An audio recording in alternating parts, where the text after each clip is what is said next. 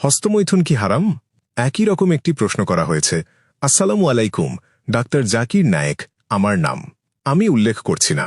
আমি হস্তমৈথুনের বিধান সম্পর্কে জানতে চাই। আমি জীবিকার সন্ধানে প্রায় 1.5 বছর ধরে পরিবার ছেড়ে প্রবাসে আছি। আমি আমার স্ত্রীকে খুব মিস করি। যখন আমি তার সাথে অনলাইনে ভিডিও চ্যাটে কথা বলি, তখন অনেক সময় আমরা হস্তমৈথুনে লিপ্ত হয়ে পড়ি। আমি জানতে চাই এটি গুনাহের কাজ কিনা।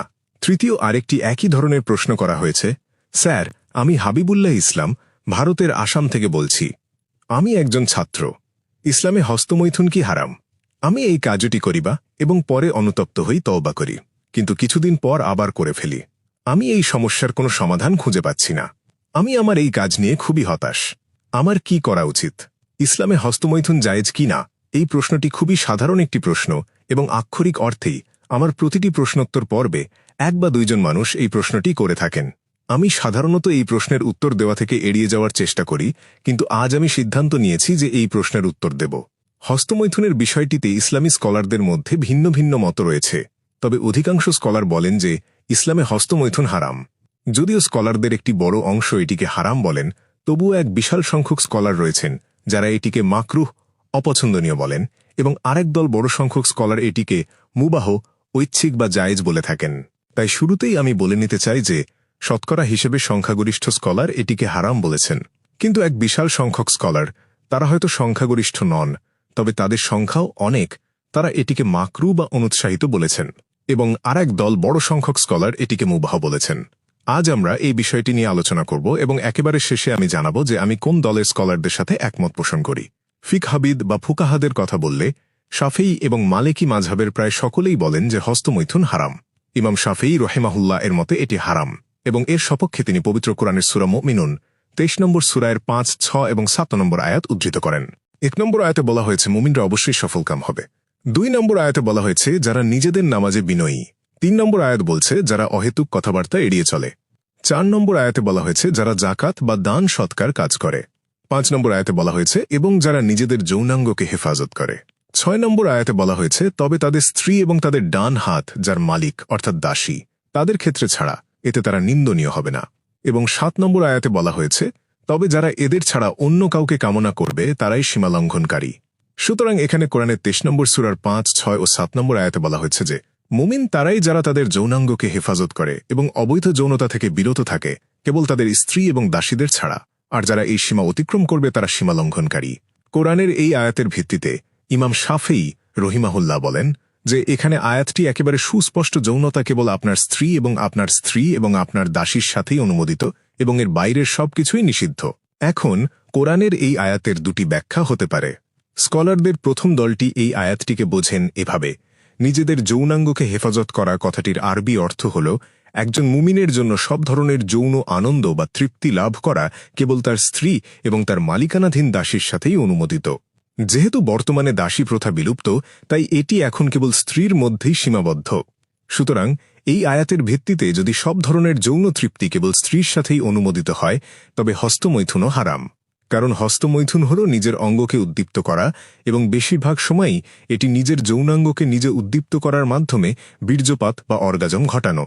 কিন্তু স্কলারদের অপর দলটি বলেন যে এই আয়াতে যৌনাঙ্গকে হেফাজত করা বলতে শুধুমাত্র যৌন মিলনকে, সেক্সুয়াল ইন্টারকোর্স বোঝানো হয়েছে। অর্থাৎ কোরআনের এই আয়াতের প্রকৃত অর্থ হল আপনি কেবল আপনার স্ত্রী এবং দাসীর সাথে যৌন মিলন করতে পারবেন। এই শব্দটি অন্য কোনো কিছুকে নির্দেশ করে না। সুতরাং আপনি যদি স্কলারদের দ্বিতীয় দলটির সাথে একমত হন, তবে হস্তমৈথুন কোরআনের এই আয়াতের আওতায় পড়ে না, আর এ কারণেই স্কলারদের মধ্যে মতভেদ রয়েছে। তবে আক্ষরিক অর্থে আয়াতের অর্থ দেখলে এটি বলছে নিজেদের যৌনাঙ্গকে হেফাজত করো। কিন্তু স্বাভাবিকভাবেই কোরআনে এমন কোনো সুনির্দিষ্ট আয়াত নেই যেখানে স্পষ্টভাবে বলা হয়েছে যে হস্তমৈথুন নিষিদ্ধ। বরং এই শব্দগুলো থেকে আমরা যা বুঝতে পারি তা হল যৌন মিলন। এছাড়াও কোরআনে আরও অনেক আয়াত রয়েছে যেখানে বৈবাহিক সম্পর্কের বাইরে বা দাসী ব্যতীত অন্য কারোর সাথে যৌন মিলন নিষিদ্ধ করা হয়েছে। যেমন, তোমরা ব্যভিচার বা জিনার কাছেও যেও না, নিশ্চয়ই এটি একটি অশ্লীল কাজ এবং অন্যান্য মন্দের পথ উন্মুক্তকারী। কোরআনের এই আয়াতের ভিত্তিতে অন্য স্কলাররা বলেন যে এটি বিশেষভাবে যৌন মিলনকে নির্দেশ করে। এর মানে হল যৌন মিলন কেবল আপনার স্ত্রী এবং দাসীর সাথেই অনুমোদিত, এছাড়া এটি অন্য কোনো অর্থ বহন করে না। তাই আপনি যদি মেনে নেন যে এই আয়াতের অর্থ কেবল যৌন মিলনের মধ্যেই সীমাবদ্ধ, তবে হস্তমৈথুন এই আয়াতের অন্তর্ভুক্ত হবে না। এই কারণে এই স্কলারদের মতভেদ তৈরি হয়েছে। এবং ইবনে হায়ম রহিমাহুল্লাহের মতে তিনি বলেন যে আমাদের প্রিয় নবী একজন ব্যক্তিকে তার যৌনাঙ্গ স্পর্শ করার অনুমতি দিয়েছেন, এবং হাদিসে বলা হয়েছে যে তোমার বাম হাত দিয়ে স্পর্শ করো, কোনো সমস্যা নেই, এটি তোমার অঙ্গ, তুমি এটি স্পর্শ করতে পারো। তিনি আরও বলেন যে এটি তোমার শরীরেরই অংশ, তুমি চাইলে তা নির্গত করতে পারো।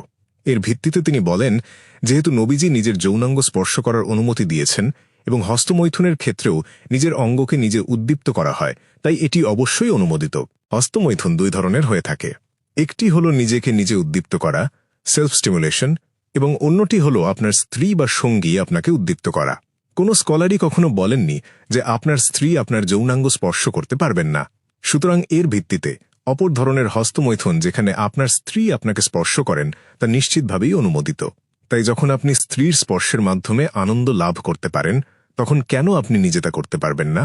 এর ওপর ভিত্তি করে দ্বিতীয় দলের স্কলাররা, যাদের সংখ্যা তুলনামূলকভাবে কম, তারা বলেন যে এই আয়াতের মধ্যে হস্তমৈথুনের কথা একেবারেই বলা হয়নি। এটি কেবল যৌন মিলনের কথা বলছে। সুতরাং যৌন মিলন কেবল স্ত্রী এবং দাসীর সাথেই অনুমোদিত, এর মধ্যে হস্তমৈথুন অন্তর্ভুক্ত নয়। এভাবেই স্কলারদের মধ্যে মতপার্থক্য তৈরি হয়েছে। প্রথম দলের স্কলাররা, যারা হস্তমৈথুন নিষিদ্ধ বলেন, তারা আরেকটি যুক্তি উপস্থাপন করেন। তারা আমাদের প্রিয় নবীর একটি সহি হাদিস উদ্ধৃত করেন, যা সহি বুখারীর 7ম খণ্ডের একটি হাদিসে 5066 নম্বর উল্লেখ আছে। নবীজি তরুণদের উদ্দেশ্যে বলেছেন, হে যুব সম্প্রদায়, তোমাদের মধ্যে যার বিয়ে করার সামর্থ্য আছে তার উচিত বিয়ে করা, কারণ এটি তোমাদের দৃষ্টি অবনত রাখতে এবং তোমাদের লজ্জাস্থানকে হেফাজত করতে সাহায্য করবে। এরপর হাদিসে বলা হয়েছে, আর যে বিয়ে করতে সক্ষম নয় তার উচিত রোজা রাখা, কারণ এটি তার যৌন কামনা কমিয়ে দেবে। এখানে প্রথম দলের স্কলাররা বলেন যে দেখুন, নবীজি বলেছেন যদি তুমি বিয়ে করতে না পারো তবে তোমার রোজা রাখা উচিত। নবীজি হস্তমৈথুন করতে বলেননি, এ কারণেই হস্তমৈথুন হারাম। এখন নবীজি হস্তমৈথুন করতে বলেননি, কেবল এই যুক্তিতেই হস্তমৈথুন হারাম হয়ে যায় না। এই হাদিস থেকে আমাদের যা বুঝতে হবে তা হল, তরুণদের সামর্থ্য থাকলে বিয়ে করা উচিত, আর বিয়ে করতে না পারলে রোজা রাখা উচিত। রোজা রাখার কথা বলার মানে কোনোভাবেই এই নয় যে হস্তমৈথুন হারাম, কারণ এটিকে হারাম হিসেবে উল্লেখ করা হয়নি। যেমন ধরুন বলা হল খেজুর খাও, এটি পুষ্টি ও শক্তির জন্য ভালো। নবীজি যদি কথা বলেন, তার মানে এই নয় যে আম খাওয়া হারাম, এর মানে হল খেজুর খাওয়া ভালো, এটি মুস্তাহাব। তাই সহি বুখারীর এই হাদিস থেকে হস্তমৈথুনকে হারাম হিসেবে উপসংহার টানা ভুল। এটি একটি ভুল যুক্তি, কারণ কোনো কিছুকে হারাম ঘোষণা করার জন্য কোরআন বা সহি হাদিস থেকে জোরালো প্রমাণ থাকতে হবে। সুতরাং এর ওপর ভিত্তি করে দ্বিতীয় দলের স্কলাররা, যারা বলেন যে এটি হারাম নয়, তারা বলেন কোরআনের কোথাও এমন কোনো স্পষ্ট দলিল নেই। স্কলাররা কেবল হস্তমৈথুন নিষিদ্ধ করে এমন কোনো সহি হাদিসও নেই। কিছু জয়ীফ, দুর্বল এবং মাওজু বানোয়াট হাদিস রয়েছে, যেখানে বলা হয়েছে যে হস্তমৈথুন নিষিদ্ধ, কিন্তু সেগুলো প্রমাণ হিসেবে যথেষ্ট নয়। তাই আমরা এখন দ্বিতীয় দলের স্কলারদের কথায় আসব এবং তারা কি বলেন তা নিয়ে আলোচনা করব। তারা বিশ্বাস করেন যে হস্তমৈথুন মাকরুহ। তাদের মধ্যে রয়েছেন ইবনে আব্বাস রাদিয়াল্লাহু তাআলা আনহু, যিনি নবীজির একজন ঘনিষ্ঠ সাহাবী ছিলেন। একজন ব্যক্তি তার কাছে এসে বলল যে আমি হস্তমৈথুন করেছি। তিনি তাকে বললেন, জিনা বা ব্যভিচারের চেয়ে হস্তমৈথুন করা ভালো, আর হস্তমৈথুনের চেয়ে বিয়ে করা ভালো।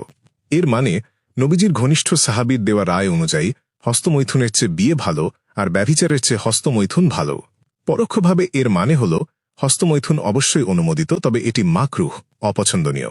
সবচেয়ে ভালো হল বিয়ে করা। যদি বিয়ে করতে না পারো তবে হস্তমৈথুন করো, কারণ এটি তোমাকে ব্যভিচার থেকে রক্ষা করবে। এর ভিত্তিতে দ্বিতীয় দলের স্কলাররা, যারা বলেন যে হস্তমৈথুন অনুমোদিত, তারা এটিকে এই ক্যাটাগরিতে রাখেন। তাদের মতো হল হস্তমৈথুন করা উচিত নয়, তবে আপনি যদি ব্যভিচারে লিপ্ত হওয়ার উপক্রম হন তবে আপনি হস্তমৈথুন করতে পারেন, এবং তারা এটিকে মাকরুহ ক্যাটাগরিতে রেখেছেন। হাম্বলি মাযহাবের অধিকাংশ স্কলার বলেন যে হস্তমৈথুন মাকরুহ ক্যাটাগরির অন্তর্ভুক্ত, অর্থাৎ এটি অনুৎসাহিত করা হয়েছে। এটি মুজাহিদও বলেছেন। তিনি বলেন যে হস্তমৈথুন এড়িয়ে চলা উচিত, তবে ব্যভিচার বা জিনা থেকে বাঁচতে করা হলে এটি অনুমোদিত। এটি ইবনে হায়মেরও মতো। তিনি বলেন যে হস্তমৈথুন মাকরুহ বা অনুৎসাহিত, কিন্তু আপনি যদি ব্যভিচারে জড়িয়ে পড়ার ঝুঁকিতে থাকেন তবে হস্তমৈথুন করা ভালো, এমন ক্ষেত্রে এটি অনুমোদিত। তিনি আরও বলেন যে হস্তমৈথুন অনুমোদিত হলেও এটি কোনো মহৎ বা সম্মানিত ব্যক্তিদের কাজ নয়। এর অর্থ হল সম্মানিত মানুষেরা সাধারণত এই কাজ করেন না, তাই এটি অনুৎসাহিত। এ কারণেই স্কলারদের এই দলটি এটিকে মাকরুহ ক্যাটাগরিতে রেখেছেন। এই ক্যাটাগরিতে আরও অনেক স্কলার রয়েছেন, তবে তা নিয়ে আলোচনা করার মতো সময় এখন আমার হাতে নেই। স্কলারদের তৃতীয় দলটি এটিকে মুবাহ ক্যাটাগরিতে রাখেন। ইবনে আব্বাসের ছাত্রদের মধ্যে কেউ কেউ বুঝেছিলেন যে ইবনে আব্বাস হস্তমৈথুনকে মাকরুহ ক্যাটাগরিতে রেখেছেন, কিন্তু তার ছাত্রদের আরেকটি দল বলেছে যে এটি কোনো শর্ত ছাড়াই অনুমোদিত। তাদের মধ্যে রয়েছেন জাবির বিন জায়দ। তিনি একজন তাবিন ছিলেন এবং তিনি ইবনে আব্বাস রাদিয়াল্লাহু তাআলা আনহু এর ছাত্র ছিলেন। তার মতো হল হস্তমৈথুন অনুমোদিত, এটি করলে কোনো ক্ষতি নেই, এটি মুবাহ, এতে কোনো গুনাহ নেই এবং সাধারণ অবস্থাতেই এটি অনুমোদিত। আরেকজন তাবেইন আছেন যার নাম আমর ইবনে দিনার। তার মতেও হস্তমৈথুন অনুমোদিত, এতে কোনো বিধিনিষেধ নেই। এটি মুবাহ ক্যাটাগরিতে পড়ে, আপনি চাইলে এটি করতে পারেন, না চাইলে না করতে পারেন। এমনকি বিখ্যাত স্কলার ইমাম শাওকানি, যিনি বেশ পরিচিত এবং মাত্র ১৫০ থেকে ২০ বছর আগে বেঁচেছিলেন, তার মতেও হস্তমৈথুন মুবাহ বা ঐচ্ছিক। আপনি চাইলে করতে পারেন, কোনো গুনাহ নেই, না করলেও কোনো সমস্যা নেই। এটি মুবাহ ক্যাটাগরির অন্তর্ভুক্ত। এবং আল বাইজাবির মতে তিনি বলেন হস্তমৈথুন মাকরুহ, তবে পরিস্থিতি অনুযায়ী এটি যদি সমস্যার সৃষ্টি করে তবে তা হারাম ক্যাটাগরিতে পড়বে। তিনি আরও বলেন যে আপনি যদি ব্যভিচারে লিপ্ত হওয়ার আশঙ্কা করেন তবে হস্তমৈথুন করা আপনার জন্য ফরজ হয়ে যায়, এটি তার মতো। সুতরাং এখানে আপনারা স্কলারদের ৩টি দল দেখতে পাচ্ছেন। প্রথম দল, যারা সংখ্যাগরিষ্ঠ, তারা সূরা মুমিনুনের ২৩ নম্বর সূরা ৫ থেকে ৭ নম্বর আয়াতের ভিত্তিতে এটিকে হারাম বলেন। দ্বিতীয় দলের স্কলাররা এটিকে মাকরুহ বা অনুৎসাহিত বলেন এবং তৃতীয় দলটি বলেন যে এটি অনুমোদিত বা মুবাহ, এটি পুরোপুরি আপনার ওপর নির্ভর করে। আমার নিজের কথা বললে, যেহেতু আমি একজন মেডিকেল ডাক্তার, আমাদের মেডিকেল কলেজে পড়ার সময় তারা বলতো, কাউকে যদি জিজ্ঞেস করো তুমি কি হস্তমৈথুন করো, তাহলে ৯৯% মানুষই হ্যাঁ বলবে আর বাকি ১% মানুষ মিথ্যা কথা বলছে। যাই হোক, এটি মেডিকেল ছাত্রদের মধ্যে প্রচলিত নিছক একটি কৌতুক, এটি কোনো সত্য নয়। তবে আজকের গবেষণা আমাদের বলছে যে পুরুষদের মধ্যে ৯৫% হস্তমৈথুন করে আর নারীদের মধ্যে প্রায় ৮০% হস্তমৈথুন করে। আমি বলছি না যে হস্তমৈথুন করাটা খুব স্বাভাবিক বিষয়, কিন্তু এটি একটি অত্যন্ত সাধারণ ঘটনা। আর একটি ভ্রান্ত ধারণা বা রূপকথা প্রচলিত আছে। আপনারা যদি কিছু ইসলামিক সাইটে যান যারা এটিকে হারাম বলে বিশ্বাস করে, তারা বলে যে হস্তমৈথুন অন্ধত্বের কারণ হয়, হস্তমৈথুনের ফলে স্নায়বিক সমস্যা তৈরি হয়। এসব কথাই একদম ভিত্তিহীন ও ভ্রান্ত ধারণা। হস্তমৈথুন কোনোভাবেই অন্ধত্ব সৃষ্টি করে না, এটি কোনো স্নায়বিক সমস্যাও তৈরি করে না। হ্যাঁ, আপনি যদি অতিরিক্ত মাত্রায় হস্তমৈথুন করেন তবে কিছু সমস্যা হতে পারে, কিন্তু সেটি অতিরিক্ত করার কারণে। এমনকি চিকিৎসা বিজ্ঞান আমাদের বলে, আপনি যদি আপনার স্ত্রীর সাথে দিনে ১০ বারের মতো অতিরিক্ত যৌন মিলন করেন তবে সেটিও সমস্যার কারণ হবে। যে কোনো কিছুরই অতিরিক্ত মাত্রা সমস্যা তৈরি করবে, কিন্তু স্বাভাবিক হস্তমৈথুন চিকিৎসা বিজ্ঞানের মতে কোনো সমস্যা সৃষ্টি করে না। চিকিৎসা বিজ্ঞান অনুযায়ী আপনি হস্তমৈথুন করলেও তা স্বাভাবিক আর না করলেও তা স্বাভাবিক। তবে অধিকাংশ মানুষই হস্তমৈথুনে লিপ্ত হয়। আমি বলছি না যে এটিই নিয়ম, কিন্তু আমি বলছি যে অধিকাংশ মানুষই এটি করে। কাজেই স্কলাররা কি বলেছেন এবং চিকিৎসা বিজ্ঞান কি বলছে তার ওপর ভিত্তি করে আমি দ্বিতীয় দলের স্কলারদের সাথেই বেশি একমত পোষণ করি। আমি বলবো যে হস্তমৈথুন মাকরুহ, এটি অনুৎসাহিত। কোনো কিছুকে হারাম বানাতে হলে আপনাকে কোরআন বা সহিহ হাদিস থেকে জোরালো প্রমাণ দেখাতে হবে এবং এর সপক্ষে কোনো প্রমাণই নেই। কোরআনের আয়াতের ক্ষেত্রে আমি দ্বিতীয় দলের স্কলারদের সাথেই একমত।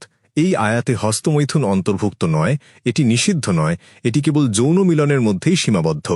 যেহেতু কোনো প্রমাণ নেই তাই এটি মুবাহ ক্যাটাগরিতেও পড়তে পারে, কিন্তু আমি এটিকে মাকরুহ ক্যাটাগরিতে রাখি, কারণ আমি ইবনে হাইমের কথার সাথে একমত যে এটি সম্মানিত ও মহৎ মানুষদের কাজ নয়। তবে যেহেতু অধিকাংশ মানুষ এতে লিপ্ত এবং কোরআন সুন্নাহতে এটি নিষেধ করার কোনো দলিল নেই, তাই আমি এটিকে মাকরুহ ক্যাটাগরিতে ফেলি। সংখ্যাগরিষ্ঠ মানুষ যা করে তার সবকিছুই সঠিক নয়। উদাহরণস্বরূপ, আজকের গবেষণা অনুযায়ী পশ্চিমা দেশগুলোর ৯৫% নারী বিশ্ববিদ্যালয় পাশের আগেই জিনায় ব্যভিচারে লিপ্ত হয়। তার মানে এই নয় যে এটি হালাল হয়ে গেল, একেবারেই নয়। পবিত্র কোরআনের সূরা ইসরা ৭ নম্বর সূরার ৩২ নম্বর আয়াতে একদম স্পষ্টভাবে বলা আছে যে এটি নিষিদ্ধ, এটি হারাম। সংখ্যাগরিষ্ঠ মানুষ কোনো কাজ করলেই তা হালাল হওয়ার স্বীকৃতি পেয়ে যায় না। কিন্তু যদি কোরআন বা সহিহ হাদিসে এটি নিষেধ করার কোনো দলিল না থাকে তবে আমি এটিকে বিভিন্ন কারণে মাকরুহ ক্যাটাগরিতে রাখি। প্রথম কারণ হল এটি সম্মানিত ও মহৎ মানুষদের কাজ নয়। দ্বিতীয়ত, অতিরিক্ত মাত্রায় হস্তমৈথুন করা হারাম। এটি স্বাস্থ্যগত সমস্যা তৈরি করতে পারে, মানসিক সমস্যা তৈরি করতে পারে এবং বেশিরভাগ সময়েই হস্তমৈথুন বিভিন্ন হারাম কাজের সাথে যুক্ত থাকে। বেশিরভাগ ক্ষেত্রে হস্তমৈথুন পর্নোগ্রাফির সাথে সম্পৃক্ত থাকে, হোক সেটা কোনো ব্লু ফিল্ম বা পর্নোগ্রাফিক সিনেমা দেখা অথবা অশ্লীল ছবি বা চিত্র দেখা। এখানে এটি যদি কোনো হারাম কাজের সাথে যুক্ত থাকে তবে সেটি আবারও হারাম হয়ে যায়।